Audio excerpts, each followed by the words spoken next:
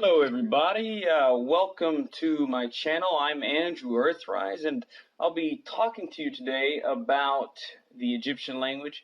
Now I've done other videos on my channel before teaching a couple letters in the Egyptian alphabet, and I've taught a little bit about that, but today we'll actually be learning a little bit of the language itself.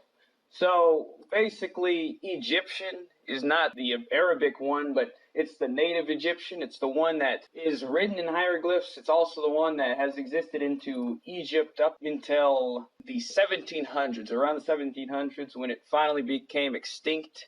And this language is a classical language used in the Orthodox Church in Egypt. So Christians from Egypt use it a lot. They don't speak it anymore, but it's useful there.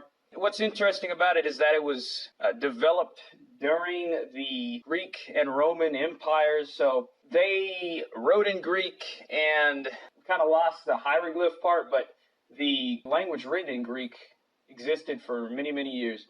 So basically, I generated some stories or some sentences that'll help you understand the language a bit more, as well as how to read this. Because you have some cool looking pictures like this. And hieroglyphs itself, it's an art form.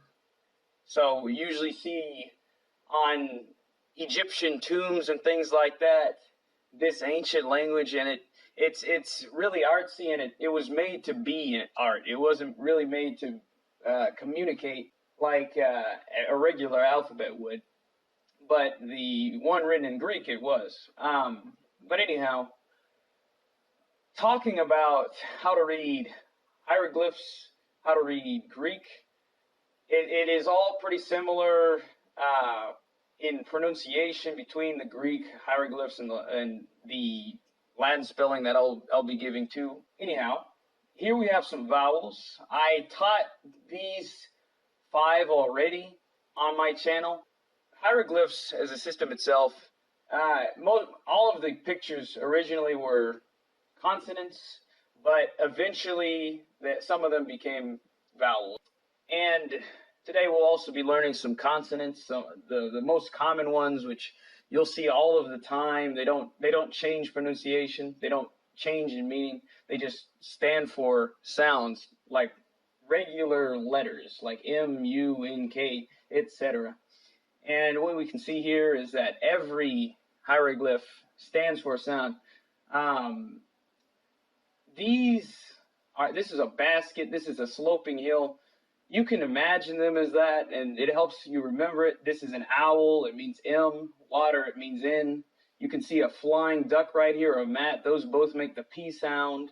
R's make a R sound. S makes a S sound, and then the T makes a T sound. And each and every one of these pictures stand for something. So in Egyptian, at least in ancient Egyptian, each and every one of these sounds were basically the name of the word. So bread was called T.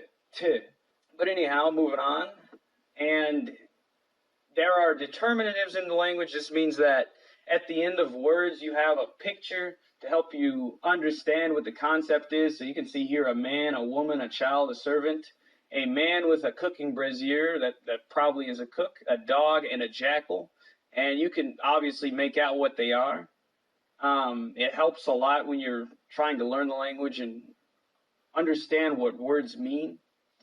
And I created some sentences, a little bit of a story about people that lived in Egypt. This man here is called 𝓋🏏𓀀𓁐𝓏. He is an Egyptian man who's also part of the aristocracy, so he knows how to speak Greek. He acts like a Greek, but he speaks Egyptian too. And all of the portraits we have are from native Egyptians. These are people that lived during the Roman Empire in Egypt. This is what a native Egyptian looks like. And they are aristocratic portraits of people, but they're mummy portraits. So this means that these people died and an artist drew their likeness of how they would look when they're alive. So this is what Egyptians looked like back in ancient Egypt. This is what the Egyptian people are. So To get started, we'll learn the word 𝑘, and 𝑘 means father. So you can see that reed, which is the Y sound or the I sound, and then you can see the T sound, which is the bread, which is t. So 𝑘. But in Egyptian, a lot of times in native words, you will not see the vowels existing. So all you see here is an I and a T, or a Y and a T. So that makes the 𝑘 sound, or 𝑘. And 𝑘leomenes is the father of the family.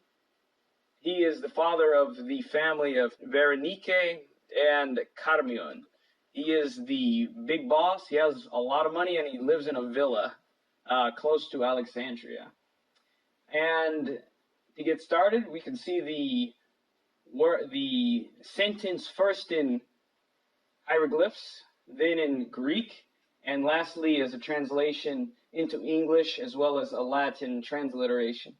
So we see 𝑘leomenes, 𝑘leomenes 𝑘leo𝏏𝑗. 𝑘leio, K-L-I-O, menes, M-N-E-S, K-L-I-O-M-N-E-S, by these symbols. This is an E sound. You can make out the word like that, and then you can see the picture there. So 𝑘leomenes is the man. He is the father. So 𝑘leomenes 𝑝 means is. 𝑝, a picture of a duck, a vulture, and then a two strikes there. That means the Y sound. So 𝑝-𝑗. There's the flying duck. P-j. 𝑘leomenes 𝑝-𝑗. 𝑘leomenes is the father. 𝑘leomenes 𝑝-𝑗. And moving on, we find Berenike. And Berenike, she is a noblewoman in Egypt. She wears Greek-style clothing because she is a aristocratic lady, and she looks very pretty. I like her necklace. It's very nice. And she is the mother. She's the mother in the family. So she's called the Mau, M-A-U-W. You can see a T there. A lot of times in ancient Egyptian, that T actually was pronounced, but at the end of a word, it usually means that a word's female. So mut, or mau. This would be classically pronounced mut, but in Coptic Egyptian, it's mau. So Berenike te mau. And you can see a foot there, an R sound, an N sound, an I sound again, a K and an E. So Berenike. B-R-N-I-K-E. And then you can see the picture of the lady at the end. This is a lady, and she is the mother. Berenike te mau. And you can see that when you are saying is, there is always going to be this vulture and this stroke here, but in Egyptian, there is something called grammatical gender. So when you're talking about a man, it's always going to be this P sound, P, and that always stands for a man. And then for women, it's always a T sound. So te mau. So female is always T, male is always P. It generally works like that. And moving on, you can find Berenike and 𝑘leomenes' son, who's named 𝑘leomenes. And 𝑘leomenes is the son of the two of them. He's called just 𝑘leomenes. And you can see here that he's a kid. He's a sitting kid, 𝑘leomenes, with no hair, I guess. And you can see the K sound again, that basket. It says Karmion. K-A-R-M-I-O-N, with a kid sitting at the end. So that's 𝑘leomenes, and 𝑘leomenes 𝑝-𝑗. is the son. 𝑘leomenes 𝑝-𝑗. 𝑘leomenes 𝑝-𝑗. And this is 𝑘leomenes. And he's taking school classes, and he has a lot of friends over in his town in Egypt. And then moving on to more of the family, we can find the servant, or yeah, I guess the servant is the best name for it. And he's called the book. And if you remember this picture right here, it's a B sound, but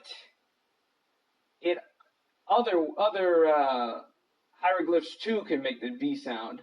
So hovering the mouse over it, I can see that it's ba, so bak, book.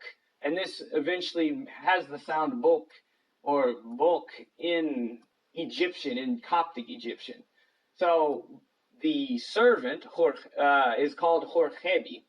And 𝓋𓏏𓀀's name is a lot shorter than the previous three names because he has a native Egyptian name.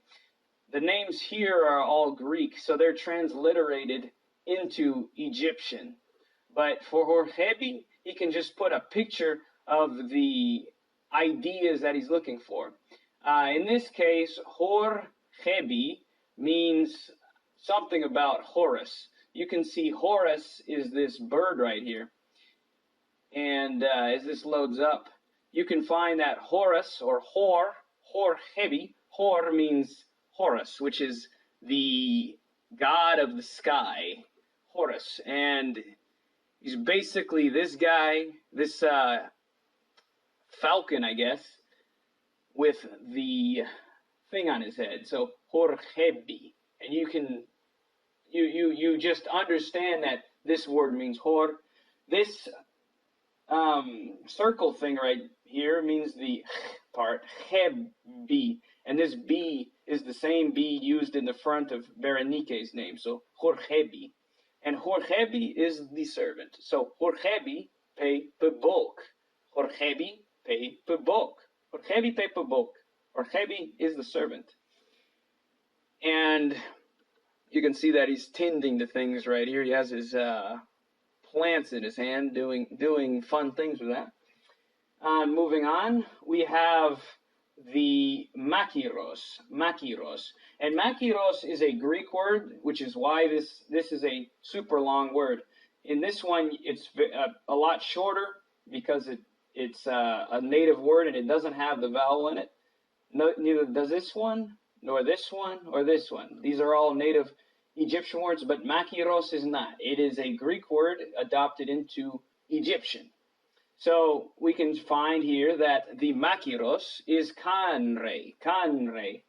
𝑘𝑎𝑛 𝑟𝑒 means the Ka of Ra. The Ka of Ra. And Ra is the Egyptian god of the sun. The word for the sun in Egyptian is Ra. And so we have a picture of the sun right here. So we can see Re, 𝑘𝑎𝑛 𝑟𝑒.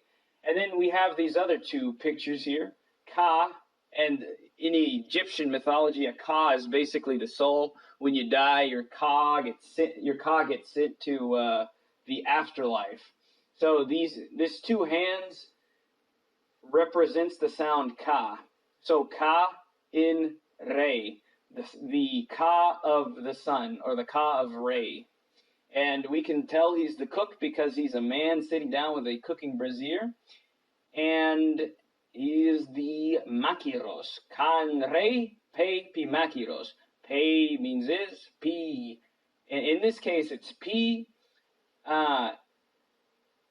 because in Egyptian, there are contractions like in English where we say it's, etc. And we just decided to put P here. Now where is he? So makiros, M-A-K-I-R-O-S, makiros, and you can see he's the cook. So makiros is 𝑘𝑎𝑛 𝑟𝑒 𝓋𝑏 makiros, 𝓋𝑏 makiros. And lastly, but not least, is Anubis. Anubis is the dog, named Anubis because he looks kind of like how Anubis is depicted. And Anubis is the god of, I guess, mummification. Yeah, embalming and mummification. And this is Anubis. So he looks like a dog. He's a jackal, and he is a major god in Egyptian. So Anubis is the dog. Anub, Pe, Piuhor. So you can see the chick here. The H sound is this squiggle, and then the R. So U-H-R. And then you have Anub. So I-N-P. Instead of a B, it's a P. So Anub, Anub, Anub. And Uhor. Anup, Pe, Piuhor. Anup, Pe, Piuhor. Like, Kainre, Pe, Pi, Makiros.